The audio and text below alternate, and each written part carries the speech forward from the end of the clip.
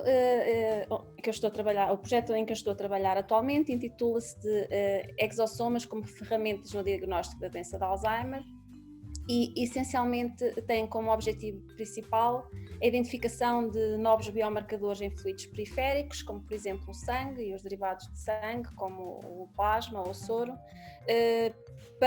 e o objetivo é identificar então biomarcadores para o diagnóstico da doença de Alzheimer. Penso que sabem, a doença de Alzheimer é uma forma bastante comum de demência, representando cerca de 60% a 80% de todos os casos de demência e caracteriza-se por uma perda gradual e progressiva das funções cognitivas.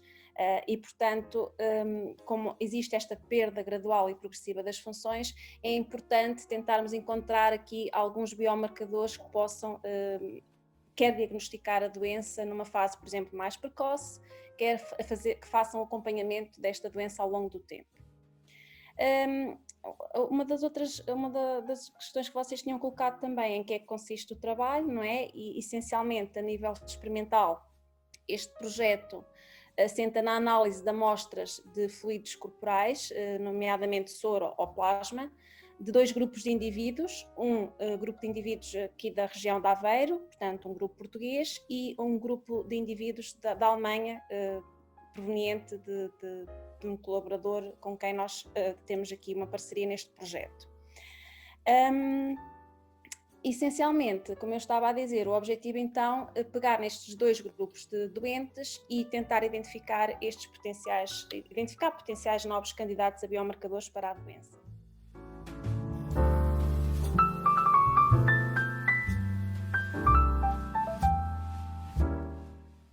Esta ideia da busca de potenciais biomarcadores, principalmente em fluidos periféricos para a doença de Alzheimer, não é propriamente uma novidade, ok? Já existe a nível mundial muitos investigadores a tentarem identificar estes biomarcadores.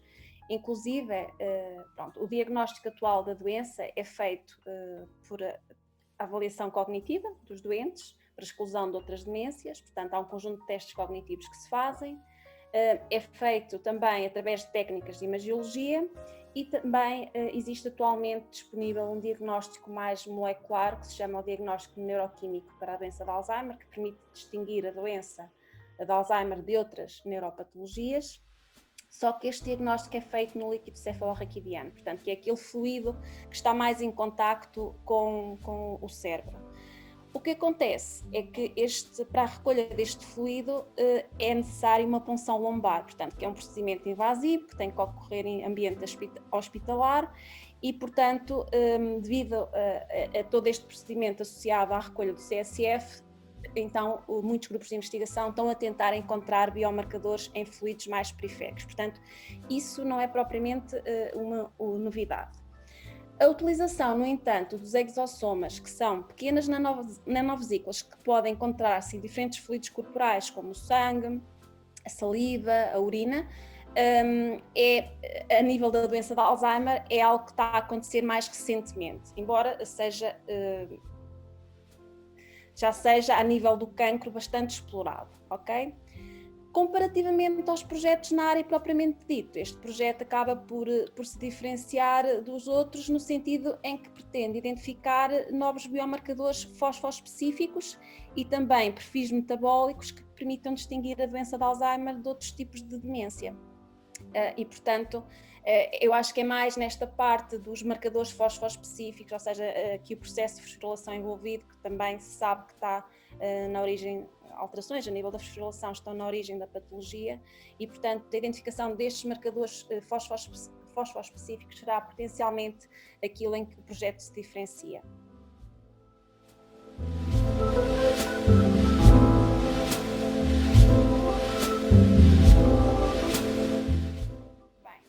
Eu diria que a principal limitação neste momento é de facto a pandemia Covid-19, não é? Portanto, está a limitar bastante a execução não só deste projeto, penso que na generalidade dos projetos. A nível deste projeto em particular, limita, por exemplo, as viagens que nós tínhamos previsto já à nossa instituição parceira, limitou também a contratação dos recursos humanos e, portanto, a pandemia está de facto aqui a criar alguns constrangimentos e a afetar aqui o trabalho. Mas penso que no futuro, pronto, é algo que será ultrapassado.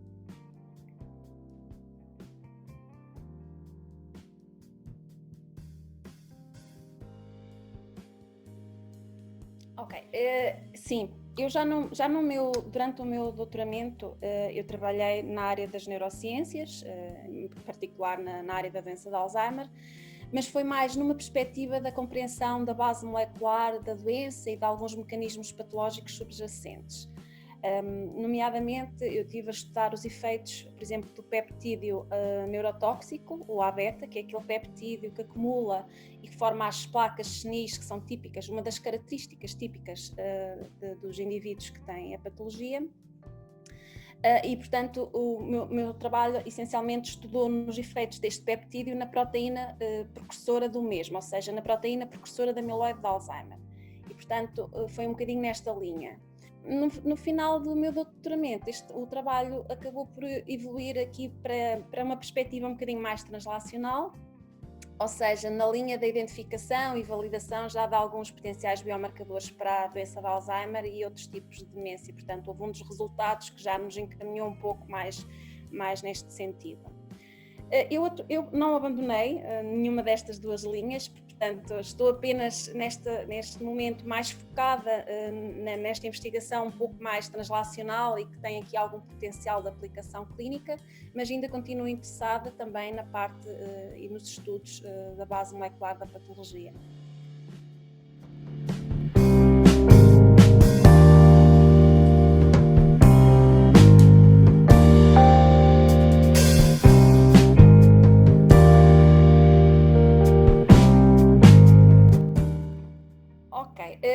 Assim, dada a natureza multifatorial e complexa da doença, dificilmente um único biomarcador ou um único marcador ia revolucionar o diagnóstico atual. Portanto, é uma doença complexa, muitos fatores intervêm e, portanto, é mais provável que um conjunto de biomarcadores tenha mais utilidade e maior potencial de diagnóstico do que propriamente um biomarcador individualmente. E, na verdade, o diagnóstico que eu vos falei há pouco, o diagnóstico neuroquímico que é realizado no líquido cefalorraquidiano, ele já avalia 3 marcadores moleculares. Portanto, ou seja, é a combinação destes 3 biomarcadores que aumenta o potencial de diagnóstico, neste caso, diagnóstico molecular. No entanto, para esta descoberta de biomarcadores ser de algum modo revolucionário, eu acho que eles idealmente deveriam diagnosticar a doença numa fase inicial, ou seja, numa fase precoce, idealmente antes da manifestação clínica da doença, ou seja, do aparecimento dos sinais e dos sintomas clínicos. Isto seria o ideal, não é? Até porque todas as alterações moleculares que ocorrem na patologia começam a acontecer muitos anos antes do início do desenvolvimento dos sinais e da manifestação dos sinais clínicos. Portanto, se nós conseguíssemos, de facto, encontrar aqui um conjunto de biomarcadores que nos permitissem fazer, por exemplo, uma intervenção, um diagnóstico atempado e uma intervenção terapêutica mais atempada, poderia ter aqui algum potencial forte a nível do diagnóstico. A ideia é que, de facto, estas alterações moleculares começam a acontecer vários anos antes do início da manifestação clínica da doença e, neste sentido, um biomarcador ou um conjunto de biomarcadores iria ter mais utilidade e poderia permitir uma intervenção terapêutica mais atempada ou até mesmo a monitorização da progressão da doença. Portanto, isso seria mais vantajoso. Okay?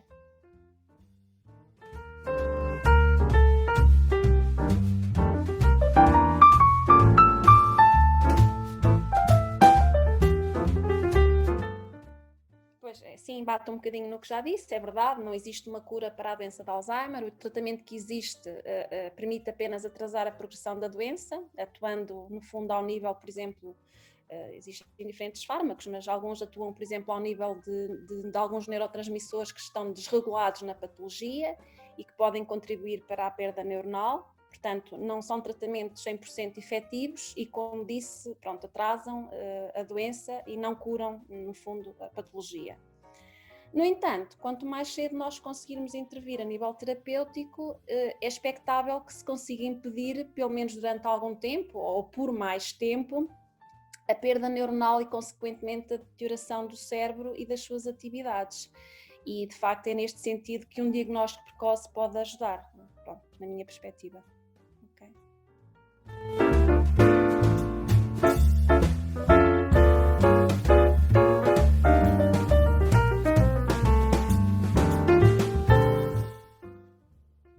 Bem, é assim, o maior... Pronto, sim, ok, uma coisa de cada vez. Portanto, de facto existe um grande número de pessoas com demência e com doença de Alzheimer por todo o mundo, e é expectável, inclusive, que este número triplique até mais nos próximos anos. Portanto, só para vocês terem uma ideia, existem atualmente cerca de 50 milhões de pessoas, mais de 50 milhões de pessoas, isto é uma estimativa, por exemplo, 2015, eu recordo-me destes números, eram cerca de 50 milhões de pessoas com demência, e é expectável que até 2050 mais de 130 milhões de pessoas apresentem demência. E, portanto, considerarmos que cerca de 60% a 80% dos casos são doença de Alzheimer, isto é, de facto, tem um impacto bastante grande.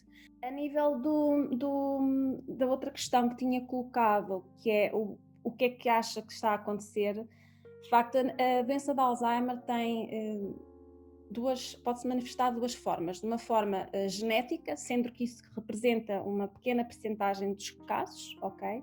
Portanto, os casos normalmente com idades inferiores a 65 anos têm uma natureza genética, mas representam cerca de 5% a 10% dos casos, e os restantes casos têm uma natureza esporádica, sendo que a idade é o principal fator de risco. Portanto, sendo que nós estamos a viver num mundo cada vez mais envelhecido, não é surpreendente que, de facto, estes números aumentem ao longo do tempo. Okay? Portanto, a população está bastante envelhecida por todo o mundo, e a idade é o principal fator de risco para o desenvolvimento desta patologia.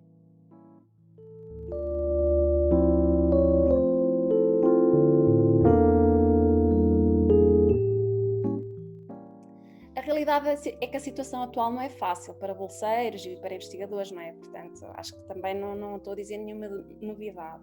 Os concursos que existem são altamente competitivos e os financiamentos são muito reduzidos. E eu até considero que, pronto, o investimento na ciência de facto é escasso, e isso acaba também por limitar quer o crescimento de Portugal nas diferentes áreas científicas, não é? Quer, inclusive, é o tipo de investigação que se faz. Mas pronto, esta é a nossa realidade e é isto que nós temos. O que é que nós, investigadores, tentamos fazer para ultrapassar estas dificuldades, esta falta de financiamento? Pronto, maioritariamente o financiamento é proveniente pela FCT, mas também existem outros financiamentos, quer a nível nacional, quer a nível externo, que nós podemos concorrer. Por exemplo, este projeto que nós estamos a falar, que falámos inicialmente, foi financiado pela Alzheimer's Association, que no fundo é uma entidade também altamente competitiva, e foi um projeto que foi financiado a nível externo. E, de facto, o que nós tentamos fazer é encontrar aqui fontes de financiamento alternativa que nos permitam ultrapassar estas dificuldades financeiras a nível nacional. Relativamente à outra parte da questão, qual a dica que queria deixar aos alunos de CBM? Aos alunos de CBM, alguns deles, inclusive, é que passam por mim, portanto, eu gostaria de dizer que, sim, apesar de todas as dificuldades, as adversidades que existem ou que podem existir, eu acredito que, se forem pessoas dedicadas, honestas, trabalhadoras, que eu acho que vocês vão acabar por se destacar, e que alguém ao longo do vosso percurso vai reparar em vocês e irá ajudar-vos. Portanto, não desistam, tenham essa esperança e sejam de facto trabalhadores, que eu acho que vai-vos compensar. Obviamente desejo a todos o maior sucesso profissional e maior felicidade, e um bem-aja para todos. Acho que é isso.